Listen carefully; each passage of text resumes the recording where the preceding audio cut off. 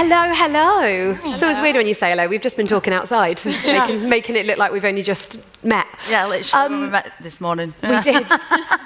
This is the last bit of the day. Is everyone excited to party tonight? We just need a little bit of energy now, don't we? We're all going to get drunk. Yeah, have a lot to drink. If anybody wants to bring us one now, they can. Fine. I could have a wine. So yes, this is the last half an hour, and then everyone can go and get ready for an absolutely spectacular evening.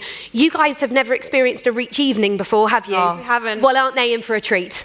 I'm excited. Sian is nodding because Sian will be leading the dancing. Oh, yeah, I'm sure. I'll be dancing with you, Sian. No.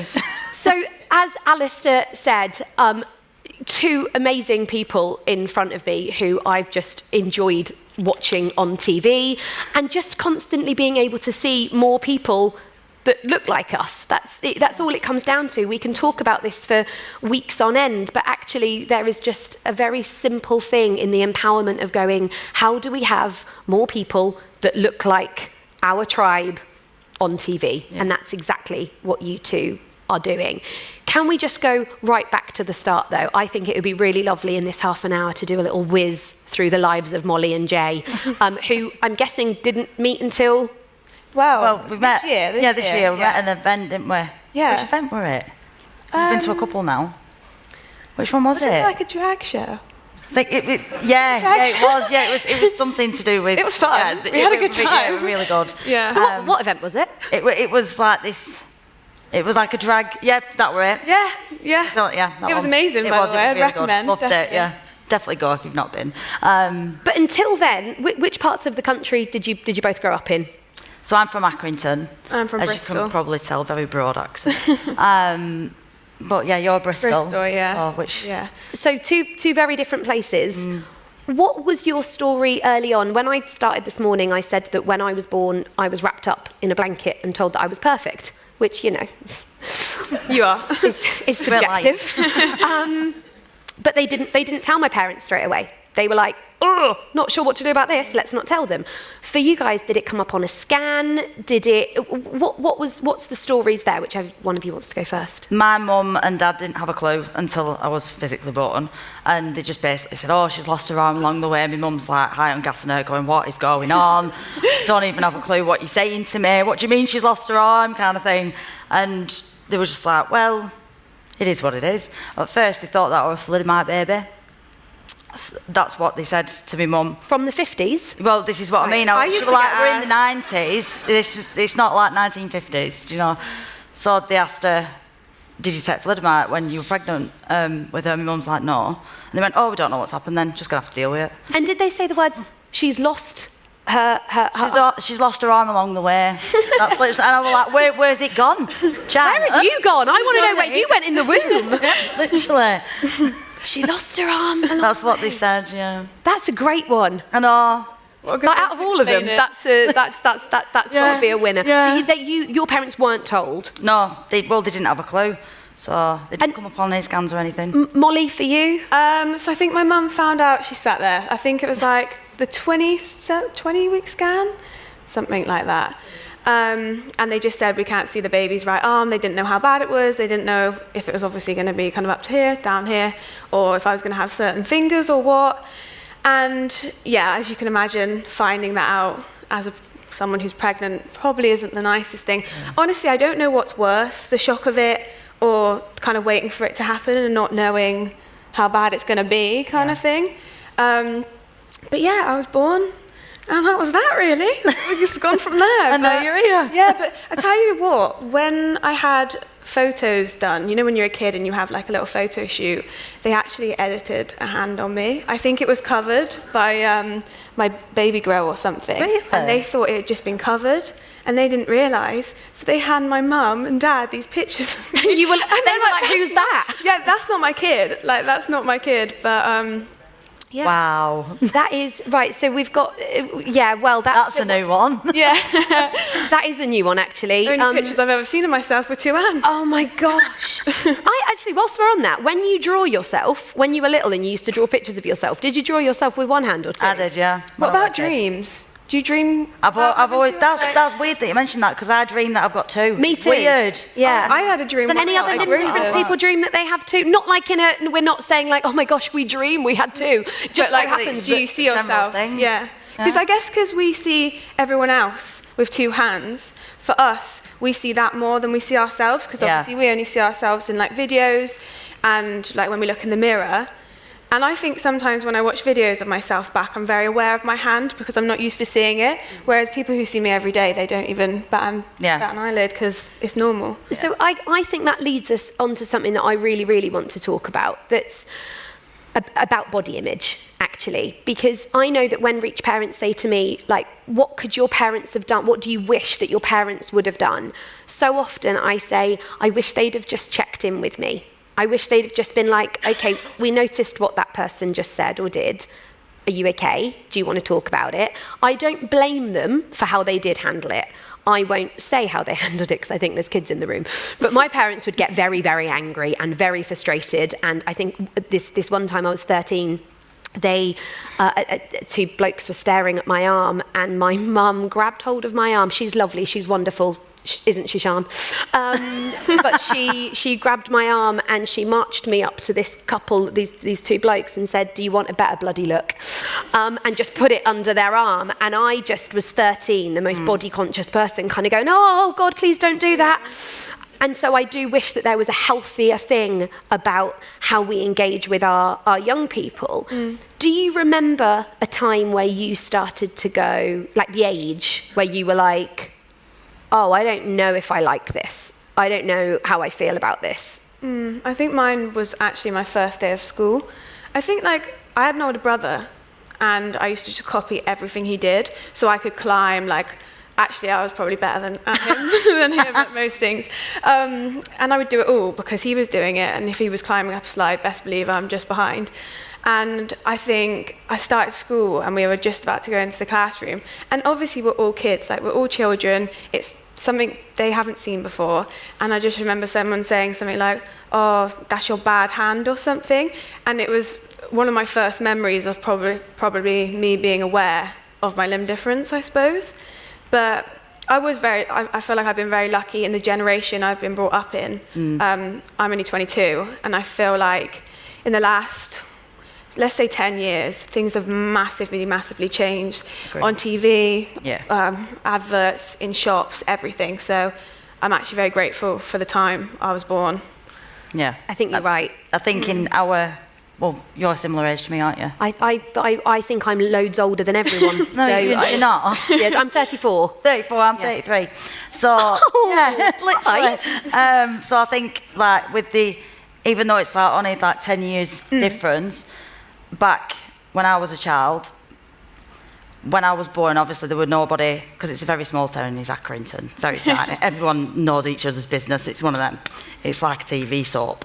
But at the time, people were saying to my mum, I'm so sorry for your loss, and all sorts. Right? My mum's like, she's not died.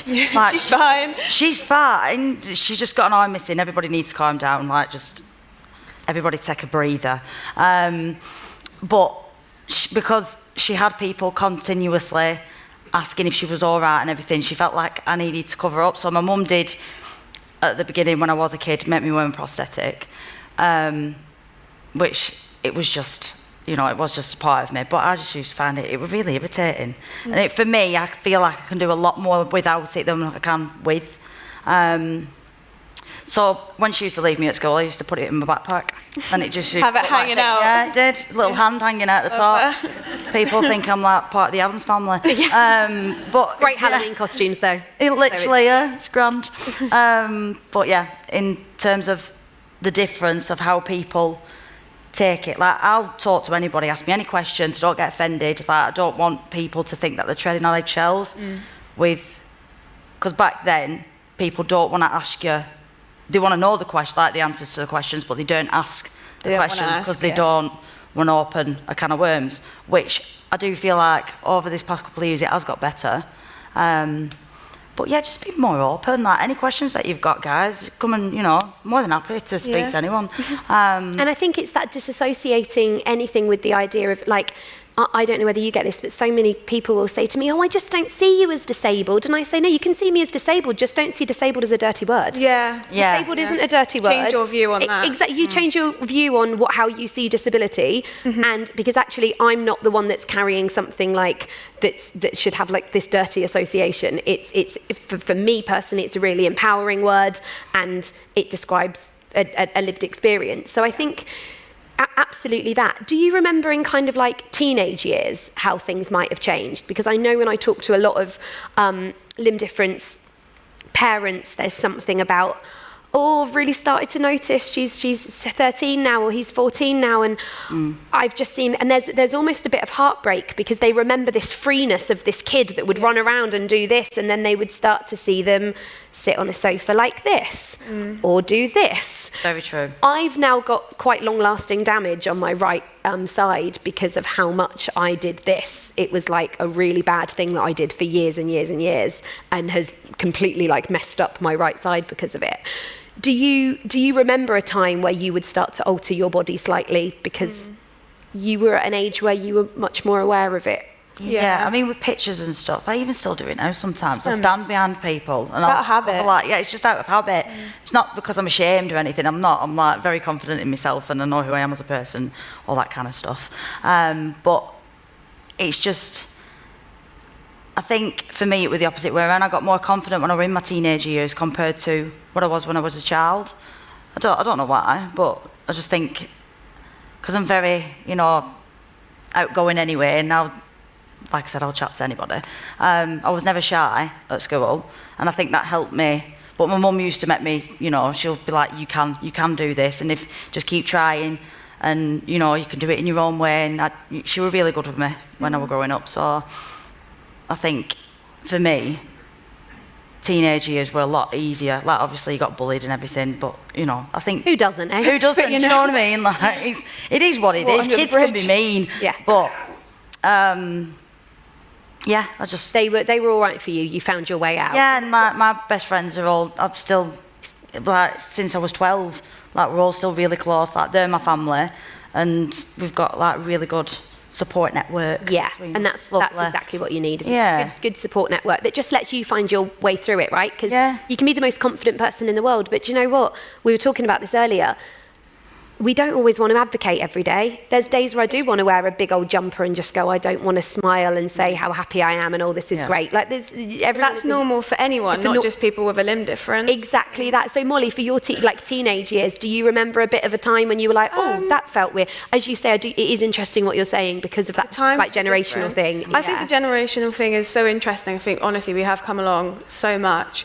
I think for me, it was when we started meeting people from other schools. Like, because I'm from a small little village as well, and I was very comfortable with everyone like in my year and everyone at school. And then when you start going to like house parties and you're kind of mixing with new people, that for me was quite scary, and I found myself hiding things. And also when you start using social media, I would definitely hide my hand. And it wasn't until I started doing disability modelling that I posted it. And I remember it being like this massive thing for me. All my friends were like, yeah, that they were loving it. And that really just changed my opinion on it. I just thought, well, I've just booked this amazing job with this company. Why am I sad? Like, there's nothing to be sad about. It's to be celebrated. And it got such a positive reaction on social media as well that just made me want to celebrate it even more and just kind of continue doing that. And I think that is such a positive with social media now. We can really find our people on there. Yeah. And when you do find that, the community can be so amazing and so positive. I know there is negatives to social media, and we both experienced that, but the positive side is honestly amazing. And having a healthy relationship with it, right? Like working out what's going to make you feel good and what's going to not. I still remember the first time I posted a photo of my arm on social media, not like just a photo of my arm on social media. That's weird. There you go, just literally my arm on one side.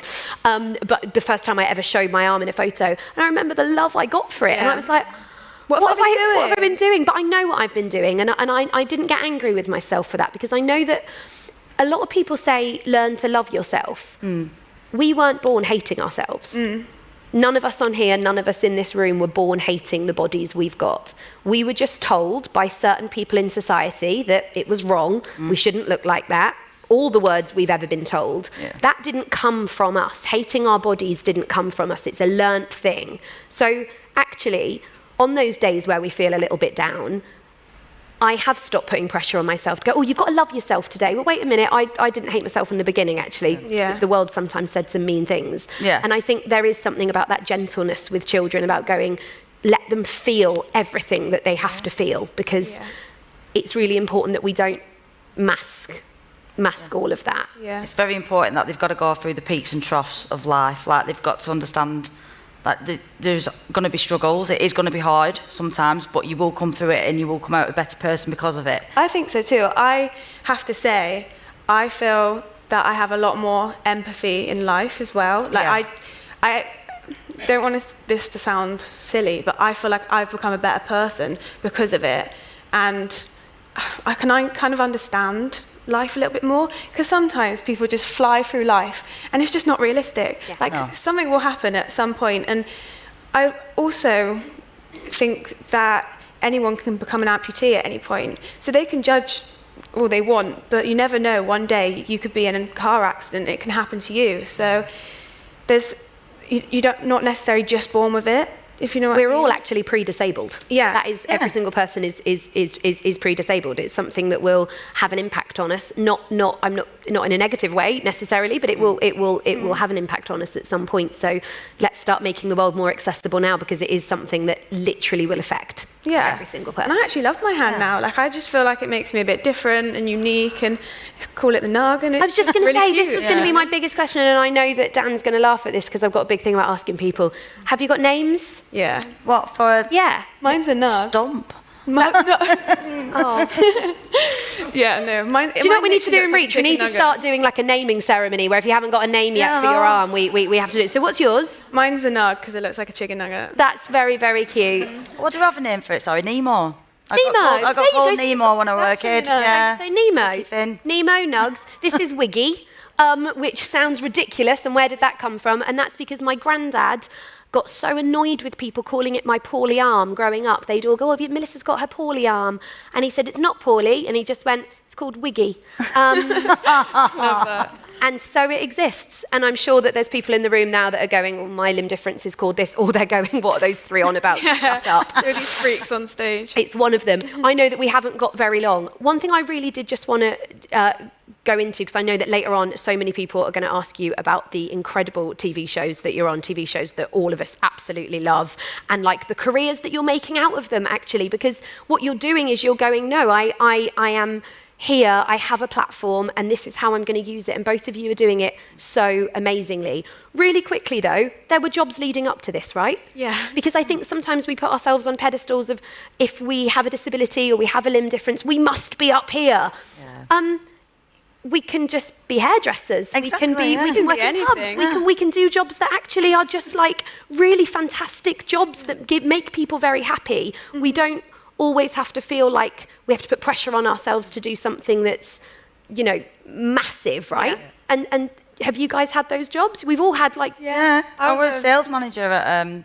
If anybody needs a used car warranty, come to me. Warranty-wise. Anyone? Exactly this. I was a healthcare assistant, so I was taking bloods, and I actually had a couple of times when people were like, you sure you know what you're doing? I was like, yeah. That was even harder. But they were questioning you? Yeah. Oh. One as well, because I look quite young, and I did start at the hospital when I was 18, so I don't know if they were like, you look really way too young to be doing this, or you have one hand. But either way, I was actually pretty good at taking bloods. But yeah, I feel like, honestly, especially for parents with a child in reach, just tell them they can do anything, because they seriously can. Like, there is nothing your child cannot do. Anything that they put their mind to it, they can do it. It might not be in the same way that everybody else does it, but they've got their own little way on how to do things, and that's okay. There is no right or wrong answer. It's just one of them things. But just get the confidence. Think just as long as you teach them the right morals, then they're on the right track. There's not much more to it. We'll turn out just fine, I promise you. And let's put it on the rest of the world to change their ways, because actually it's very rarely the person that needs to change. You're exactly right. Bring them up to just be a good, kind person, and hopefully the world around us is the thing that's going to change the most. That's your job done. Jay and Mollie, I think that you're wonderful, and I cannot wait to see you again later. I know that loads of people are going to have questions for you as well, but thank you so much. I know that this is it. All of the information you've had today is finally finished. Yeah. Thank you so much. Thank you. Thank you. Thanks, guys. Thank you so much, Mollie, Jay, and also just brilliant Melissa. Thank you so much.